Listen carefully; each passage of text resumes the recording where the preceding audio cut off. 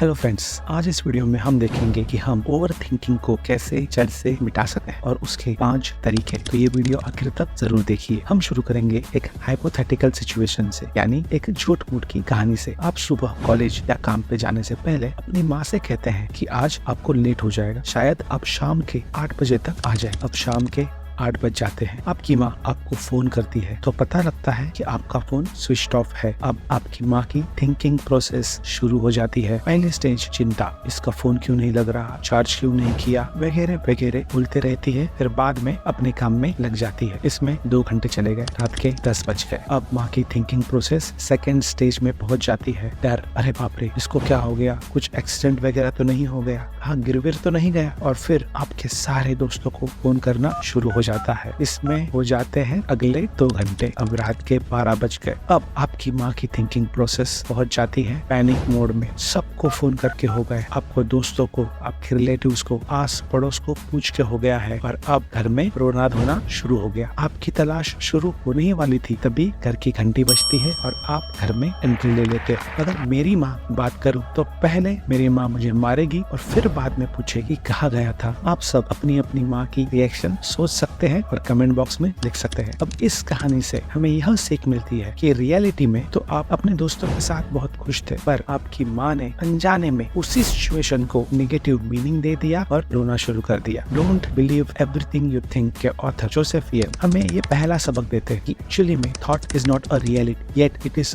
Through thought that our realities are created. यानी situation चाहे जो भी हो, हम उसे कैसी मीनिंग देते हैं वही हमारे लिए रियलिटी बन जाती है। जैसे कि सोचिए, आप अपनी फैमिली के साथ घर पे टीवी देख रहे हैं, एकदम मस्त मूवी देख रहे हैं, सब एंजॉय कर रहे हैं, पर तभी आप अपने काम के बारे में या पढ़ाई के बारे में सोचना शुरू कर देते हैं। आपका पूरा मूड खराब हो जाता है। आप देखेंगे कि आपकी एक्सटर्नल कंडीशन तो सब सेम है, आपके फैमिली मेंबर्स अभी भी मूवी को एंजॉय कर रहे हैं, पर आप नहीं, क्योंकि आपने आए हुए थॉट के बाद थिंकिंग करना शुरू कर दिया, सोचना शुरू कर दिया है। ऐसे ही आप अगर 100 लोगों से पूछेंगे कि what do you think about money, आप पैसे के बारे में क्या सोचते हो, तो आपको 100 अलग अलग जवाब मिलेंगे। कोई कहेगा पैसा सिक्योरिटी है, कोई कहेगा पैसा अय्याशी करने का साधन है, तो कोई कहेगा पैसा सभी प्रॉब्लम की जड़ है, तो कोई सोचेगा पैसा इस सभी प्रॉब्लम का सलूशन है। लेकिन पैसा तो पैसा है, बस उसे हम जो मीनिंग देते हैं पैसा हमारे लिए वैसे ही काम करता है। और ऑथर की माने तो इस कारण हम सब लाइफ में सफर होते हैं, दुखी रहते हैं। Root cause of our suffering is our thinking. हम जो सोचते हैं वही हमारे सब दुखों का कारण है। आइए एक कहानी से समझते हैं। दूर पहाड़ी में एक लेक के बाजू में एक धर्मशाला होती है। उसमें कई सीनियर मॉन्क्स और जूनियर मॉन्क्स मेडिटेशन करने के लिए आते हैं। इसमें एक जूनियर मॉन्क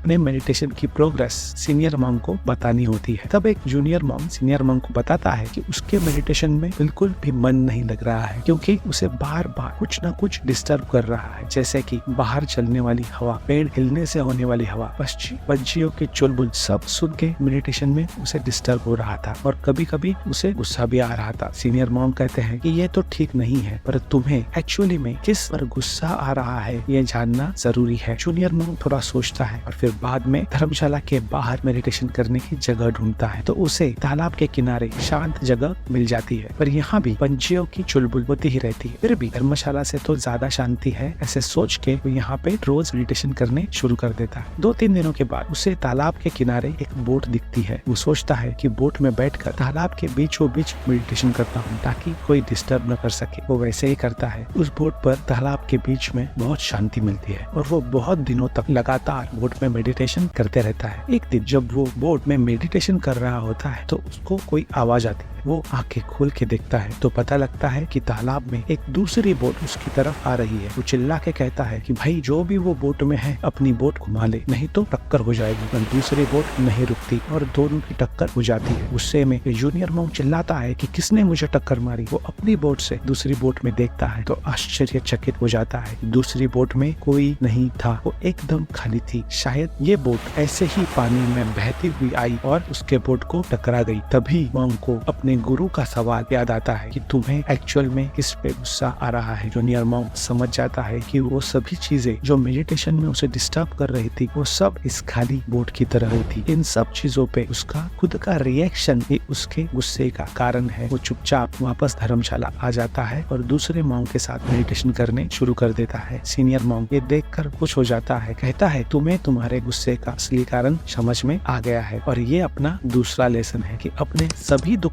का कारण कोई भी बाहर की चीज नहीं है बल्कि अपनी खुद की रिएक्टिव थिंकिंग है। और अब आपको शायद एक प्रश्न आ जाए कि हम फिर थिंकिंग ही क्यों करते हैं? क्योंकि जब हमारे पूर्वज जंगल में रहते थे तब उन्हें हमेशा अलर्ट रहना पड़ता था। झाड़ी के पीछे से शायद कोई शेर आके उन्हें ना खा जाए, तो उन्हें जिंदा रहने के लिए नए नए तरीके के बारे में हमेशा सोचना पड़ता था। और वही आदत आज भी हमें है कि हम हर चीज के बारे में सोचते हैं और कुछ ज्यादा ही सोचते हैं। इसमें एक बात समझनी बहुत जरूरी है कि थॉट और थिंकिंग ये बिल्कुल अलग अलग होते हैं। ये समझने के लिए हम एक छोटा सा एक्सपेरिमेंट करेंगे। अगर आप कंफर्टेबल हो तो अपनी आंखें बंद कर लीजिए और मेरे 2 सवालों के उत्तर तुरंत दीजिए। पहला सवाल, आपको इस दुनिया में सबसे प्यारा कौन लगता है? किसी भी एक ही व्यक्ति का नाम मन में रखिए। अब दूसरा सवाल, आपको यह व्यक्ति सबसे प्यारा क्यों लगता है? इसका जवाब भी आपके मन में रखिए। जब मैंने आपको पहला प्रश्न पूछा तो आपके मन में एक व्यक्ति का नाम आ गया होगा। मेरे केस में मेरी माँ का नाम याद आ गया। ये हो गया थॉट, एक सिंगल थॉट। पर जब मैंने पूछा यह व्यक्ति प्यारा क्यों लगता है तो हम सब सोचने लग गए, जैसे कि मेरी माँ मुझे प्यार करती है, मेरे लिए खाना बनाती है, मेरा ख्याल रखती है, मेरे ऊपर गुस्सा भी नहीं होती, वगैरह वगैरह। ये हो गई थिंकिंग। ऑथर कहते हैं कि थॉट तो अपने मन की नेचुरल स्थिति है। हम थॉट को आने को रोक नहीं सकते, वो तो आने ही है। पर थॉट आने के बाद उसके ऊपर थिंकिंग करनी है कि नहीं करनी है, ये 100% हमारे कंट्रोल में है। और यही थिंकिंग हमें दुख देती है, हमारे सफरिंग का कारण बन जाती है। तो अगला सवाल आप मुझसे करेंगे कि अगर थिंकिंग ही सारी फसाद का जड़ है तो फिर थिंकिंग को कैसे रोके? अगर मैंने आपको एक गंदे पानी से भरा घड़ा दिया और आपसे कहा ये पानी को साफ करना है तो आप कैसे करेंगे? कोई पानी फिल्टर करने के बारे में सोचेगा, कोई पानी उबालने के बारे में सोचेगा, बराबर। पर सबसे आसान तरीका है कि उस घड़े को ऐसे ही छोड़ दे। धीरे धीरे सारी गंदगी नीचे पेंदे में बैठ जाए और ऊपर साफ पानी ही रह जाएगा। बस यही हमें भी थिंकिंग के बारे में करना है। बस हमें हमारे थिंकिंग के बारे में अवेयर होना है, उसको रिएक्ट नहीं करना है। मन अपने आप शांत होते होते पूरा शांत हो जाएगा और नो थिंकिंग स्टेज में आ जाएगा। यह भी सच्चाई है कि पूरी तरह से थिंकिंग बंद नहीं की जा सकती। आपका मन थिंकिंग और नॉन थिंकिंग स्टेज में यानी फ्लो स्टेज में आते जाते रहेगा। उदाहरण के तौर पे जब थॉमस एडिसन को उनके इन्वेंशंस में कोई प्रॉब्लम आती थी तो वो सोचते नहीं थे, वो सो जाते थे और नींद से उठने के बाद उन्हें सोल्यूशन वाला थॉट आ जाता था। आइंस्टाइन जब भी किसी प्रॉब्लम में फंस जाते थे तो वो वायलिन बजाते थे और अपना मन शांत कर लेते थे और ऐसे ही उन्हें भी कोई सोल्यूशन वाला थॉट आ जाता था। हम भी एक मॉर्निंग एक्शन रिचुअल बना सकते हैं जिससे हम फ्लो स्टेट में जा सके, नॉन थिंकिंग स्टेट में अपने दिन की शुरुआत कर सके, जैसे कि मेडिटेशन, योगा, एक्सरसाइज या वॉक। दूसरा तरीका है क्रिएट नॉन थिंकिंग एनवायरनमेंट। आपका डेस्क जहाँ पे आप पढ़ाई करते हैं या काम करते हैं क्लटर फ्री होना चाहिए। जितना ज्यादा सामान आपके डेस्क पे होगा उतना ही आपका मन विचलित होगा। तीसरा तरीका जर्नलिंग। ये सबसे इम्पोर्टेंट तरीका है। यहाँ पहले से ही आइडेंटिफाई कर लीजिए और लिख लीजिए कि कौन कौन से व्यक्ति, घटना, स्थिति आपको टेंशन में लाते हैं और अगली बार जब आपका सामना इन घटना, व्यक्ति और स्थिति से होता है तो बस आपको अवेयर होना है अपनी थिंकिंग के बारे में और ऑटोमेटिक ही आपका मन रिएक्टिव थिंकिंग से बचना सीख जाएगा। हमें ये हमेशा ध्यान में रखना है कि negative thoughts only have power if you believe in them. अगर हम नेगेटिव थॉट्स में विश्वास करेंगे तो ही वो हम पे हावी हो सकते हैं, वरना उनमें कोई भी शक्ति नहीं होती। दोस्तों, अगर ये वीडियो आपको पसंद आया तो जरूर लाइक, शेयर और सब्सक्राइब कीजिए, क्योंकि आपसे मिलने वाला प्रोत्साहन ही हमें ऐसी अच्छी वीडियो बनाने के लिए बहुत मदद करता है। धन्यवाद।